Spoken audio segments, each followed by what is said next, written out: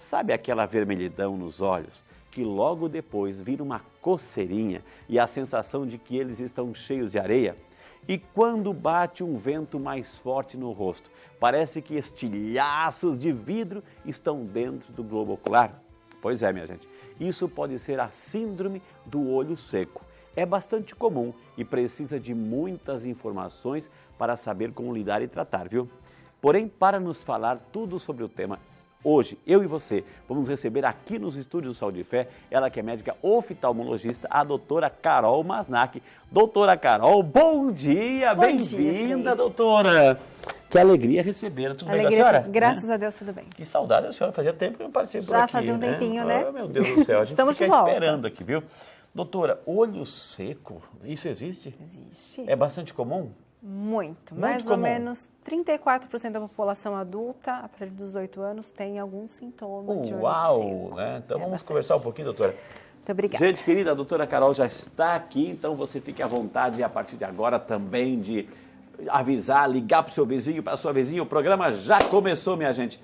Olho seco, isso aqui porque o brasileiro está deixando de piscar mais, portanto está deixando de lubrificar o olho, doutora, como é que é? Essa é uma das causas, né? Então, o uso do computador, do celular, que fica todo mundo antenado o dia inteiro, crianças também, né? A gente pisca menos quando a gente presta atenção em alguma coisa. Já viu criança jogando videogame? Fica vidrado, ou seja... Vidrado. A gente pisca, em média, normalmente, em torno de 16 a 18 vezes por minuto. Tá. Quando a gente presta atenção, seja a leitura, seja a tela do computador, seja o videogame, a gente baixa essa taxa de piscar para cerca de 3 vezes por minuto. Então, o piscar, além de ter a função mecânica de fechar os olhos, é ele que espalha a lubrificação. Então, se a gente não pisca, a gente não lubrifica. A lubrificação é 30% da nossa potência de visão. Então, quando a gente tem olho seco, a qualidade de visão também reduz. Vai reduzindo, ou seja, por debaixo das pálpebras tem um líquido, tem uma lubrificação. Essa é um óleozinho, uma água, um líquido aí que vai lubrificar todo o vidro do nosso relógio, do nosso olho aí, doutora, exatamente. Que é a nossa córnea, vai lubrificar todo o globo ocular. A lágrima ela tem 3 camadas, né? Uma camada de óleo, que é a mais externa, a segunda camada, que é a maior, que é líquido, é uma glândula que fica aqui embaixo da sobrancelha. Toda vez que a gente pisca, a gente espreme essa glândula para que ela libere o líquido. E existe uma terceira camada, que é a que fica mais grudadinho na superfície do olho. Ela é produzida na parte branca do olho, é um muco. Então, esse muco ele forma vilosidades para que a gente venha com a camada de líquido e ele entre nessas camadas e diminua a taxa de escorrer, né, para que ele não pisque e simplesmente passe batido. E a terceira camada é esse olhinho que faz como se fosse um selamento, ele fecha ali para diminuir a evaporação. Isso tem que estar sempre em equilíbrio. Quando a gente tem um desequilíbrio, começa o olho seco. É muito líquido que a gente tem nessas bolsinhas de lágrima? Não, não é uma quantidade grande, mas é uma produção contínua. Tá, né? mas então... e quando eu sou uma pessoa assim, doutora, assim, que eu estou assistindo algum comercial, algum filme, alguma imagem, alguma cena que é emotiva, logo o meu olho automaticamente se enche aí de lágrimas. De onde é que vem a pessoa que chora, né? De onde é que vem tanta água, doutora?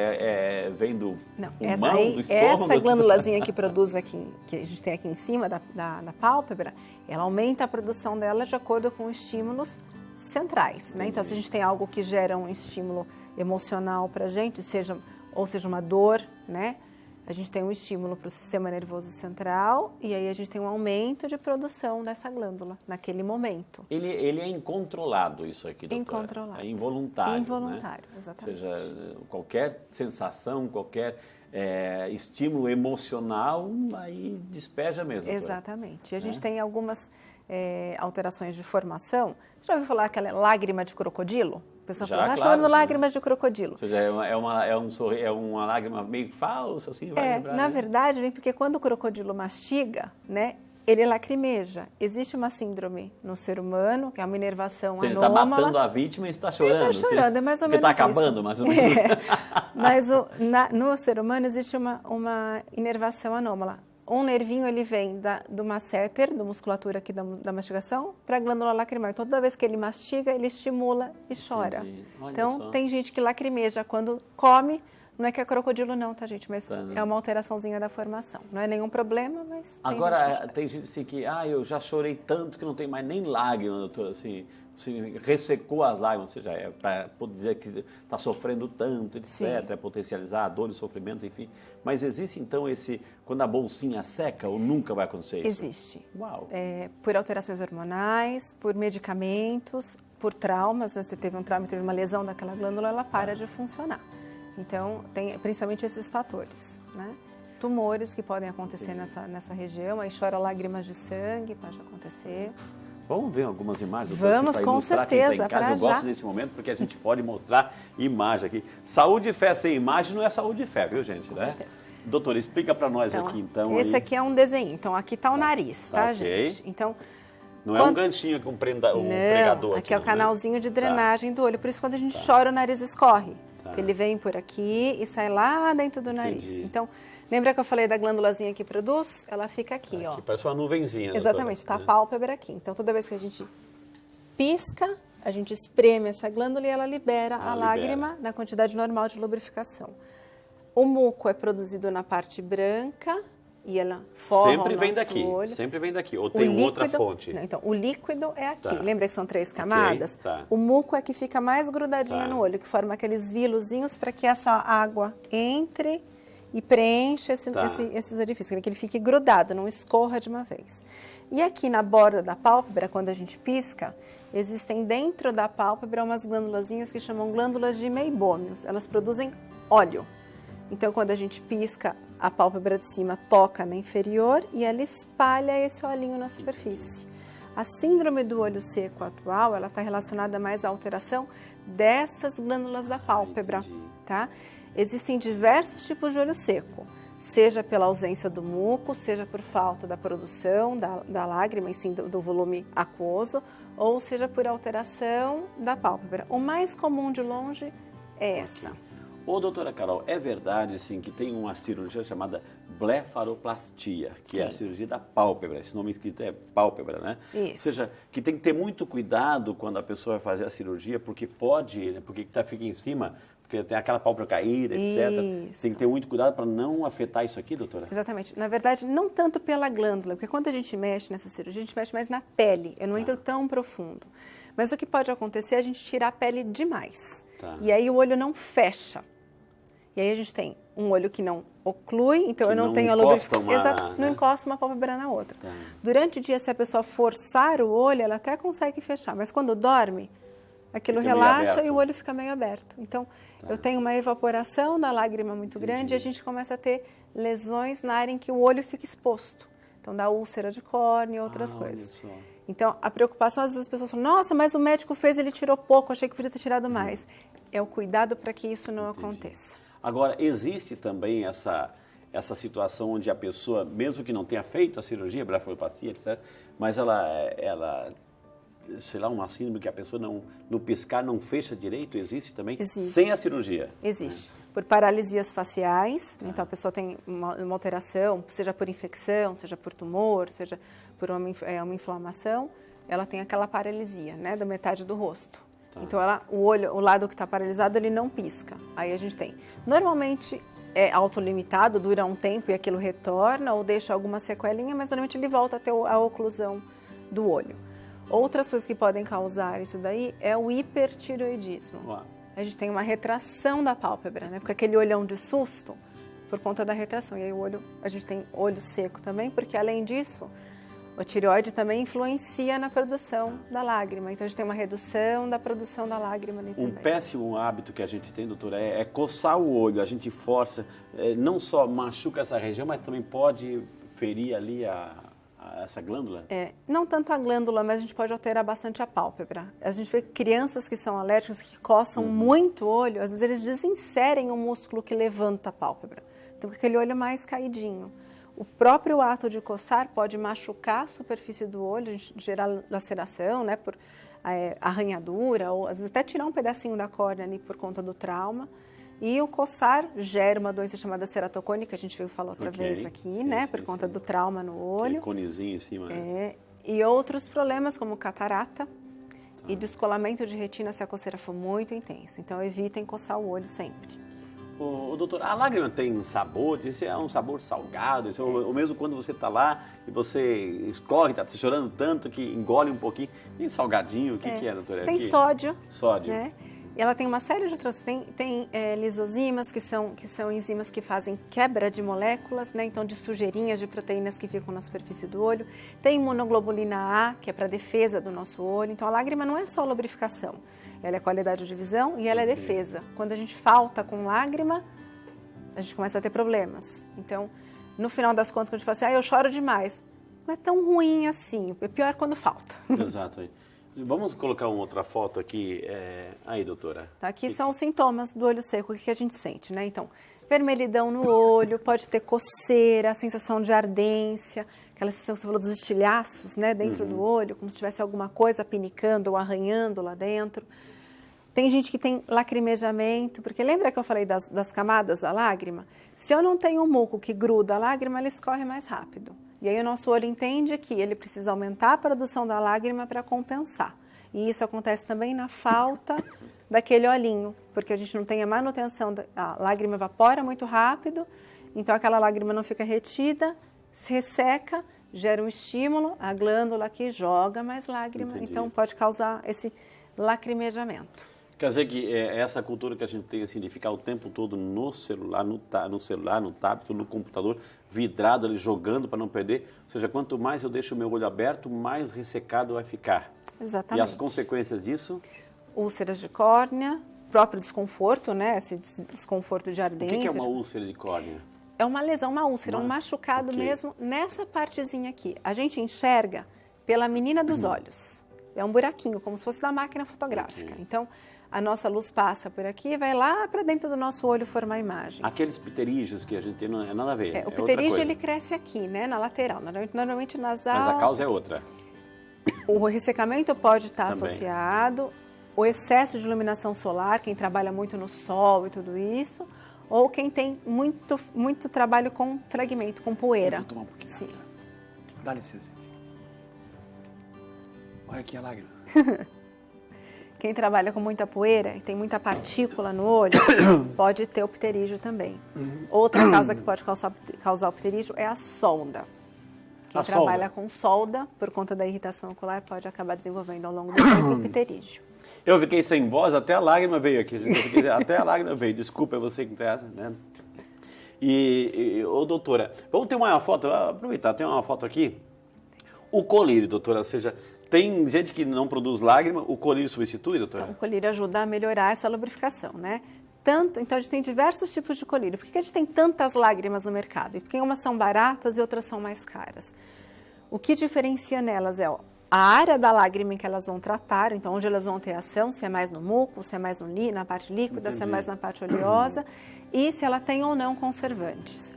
Os conservantes para uso rápido não geram tanto problema, mas para quem tem a necessidade de uso crônico dos colírios, usa com muita frequência, o conservante ele é uma química no olho. Então, com o passar do tempo, ele pode começar a gerar irritações.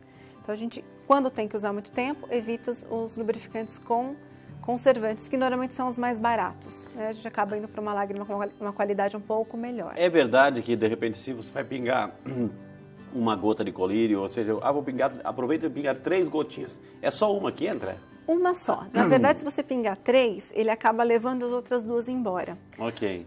A capacidade de retenção de líquido do nosso olho ela é menor do que a de uma gota. Então, toda vez que a gente pinga, acaba escorrendo, né? Não tem que enxugar lá com o olhinho. Então, se você pingar 2, já viu aquela gotinha? Imagina uma folha com uma gotinha de orvalho pendurada ali. Ela fica ali. Se você pingar uma outra gotinha, o que acontece? Vão as 2 embora. Entendi. Então, é isso que acontece quando a gente pinga mais de uma gota no olho. Nada fica lá. Então, sempre que pingar colírio, uma gota por olho. O assunto realmente isso, né?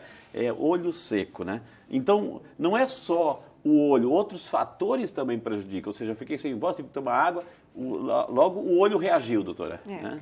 A gente tem, quando a gente tem alguma alteração na parte de rosto, né, normalmente os olhos reagem. Você vê que quando a gente fica resfriado, o olho fica mais irritado, tem mais lacrimejamento. Existe toda uma inervação conjunta, né? Eles se comunicam. Então, se eu irrito um nervinho, eu acabo levando o outro também a responder. Tomar água faz bem? Com certeza. Pro olho, ou seja, faz pro corpo inteiro. Pro corpo todo. Né?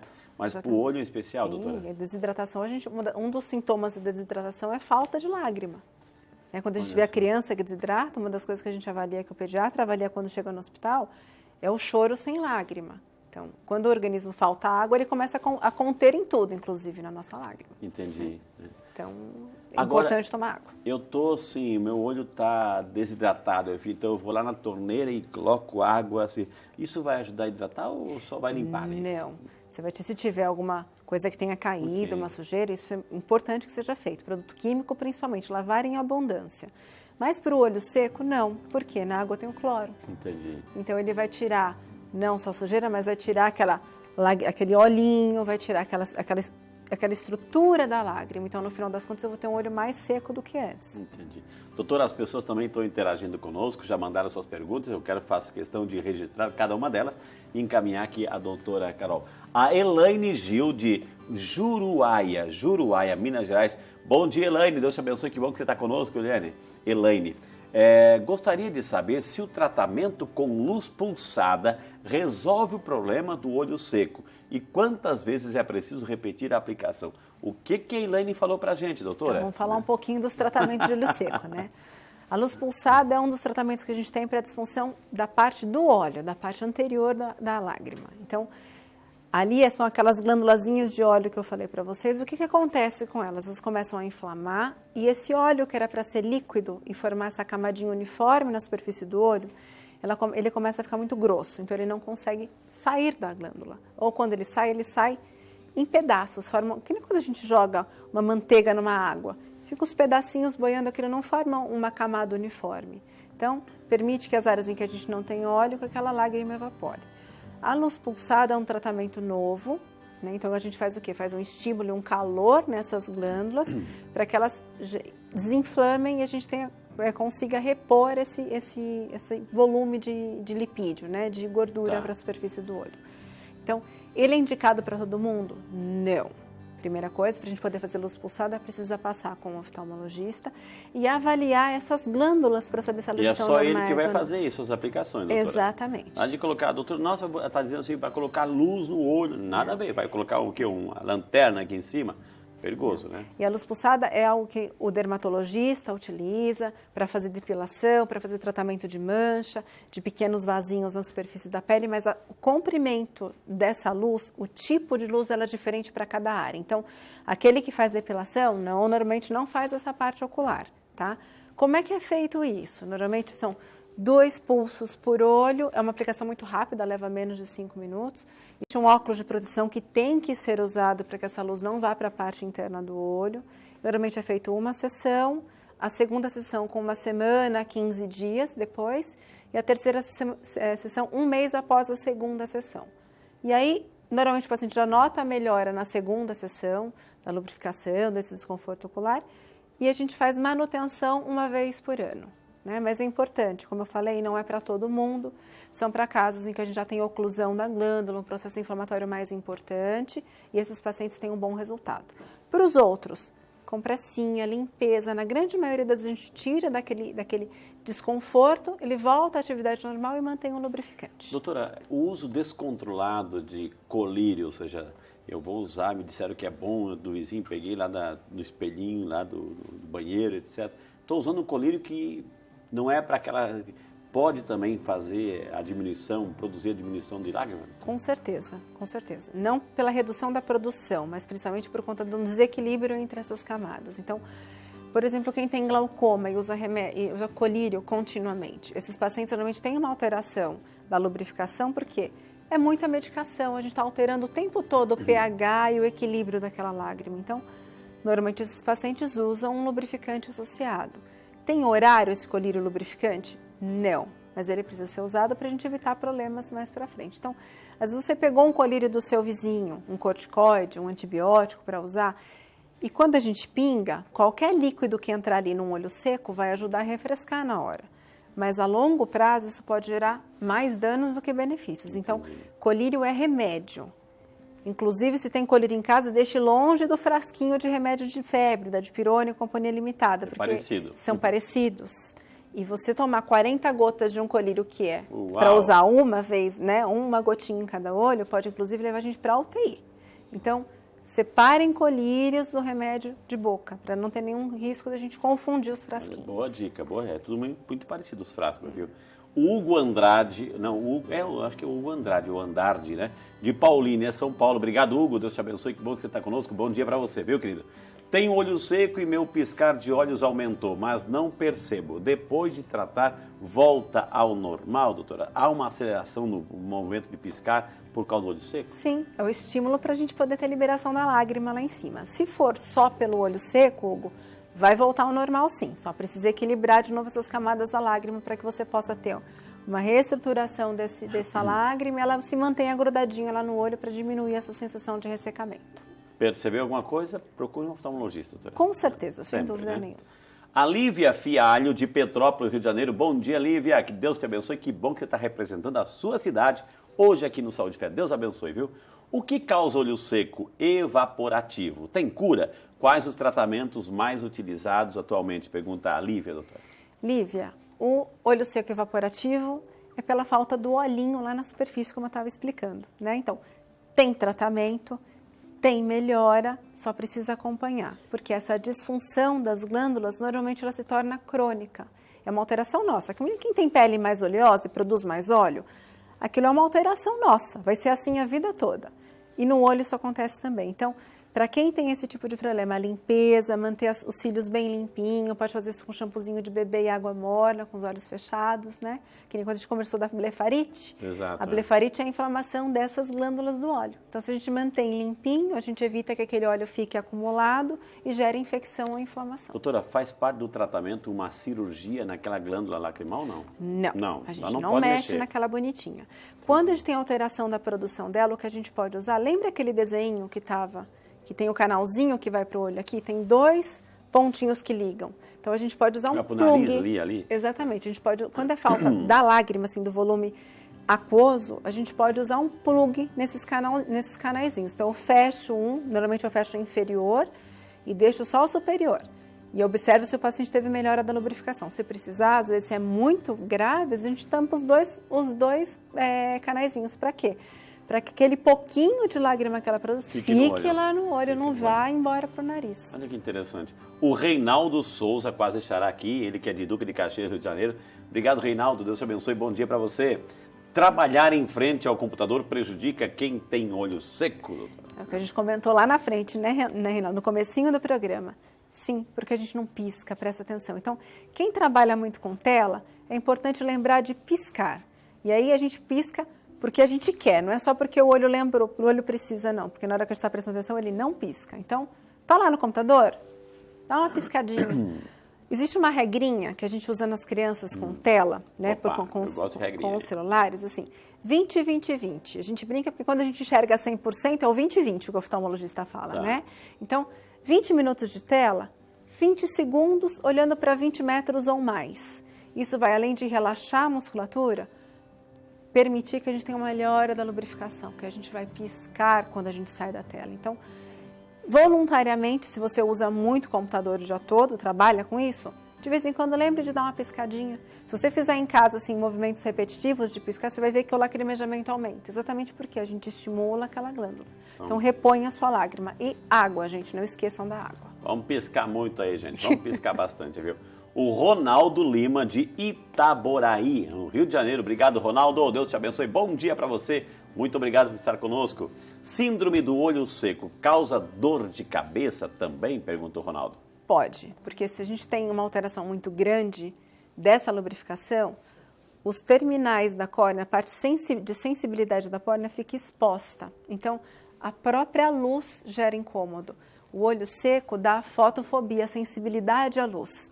Dá irritação no olho, e se a gente tem alteração na parte da glândula e elas estão inflamadas, pode inclusive dar dor de cabeça, tontura, e tem gente que tem náusea, tem vômito e mal-estar. Então, você vê que é uma coisa tão pequenininha, né, Frei, mas mexe com tanta coisa do nosso corpo, né? Bastante. Então, e mais uma pergunta aqui, doutora. A Marina Gonçalves, de São Paulo, capital. Bom dia, Marina. Deus te abençoe. Que bom que você está representando a capital paulista aqui no Saúde e Fé. Nossa audiência em São Paulo também, graças a Deus, é muito boa. Deus abençoe, viu? Graças a você, Marina. Uma pessoa pode ter olho seco só em um olho? Pergunta a Marina. Pode, Marina. Se tiver alguma lesão na glândula daquele lado, como eu falei, na paralisia, ou por um trauma, né? Teve uma pancada ali, teve uma lesão na glândula, ou pós-cirurgia, ou por inflamação de um lado só, por exemplo, um terçol, aquela bolinha que dá. É uma daquelas glândulazinhas que produz óleo que entupiu e inflamou. Se a gente tem isso em várias, a gente tem uma alteração da lubrificação do olho, pode ter o olho seco em um olho só, tá?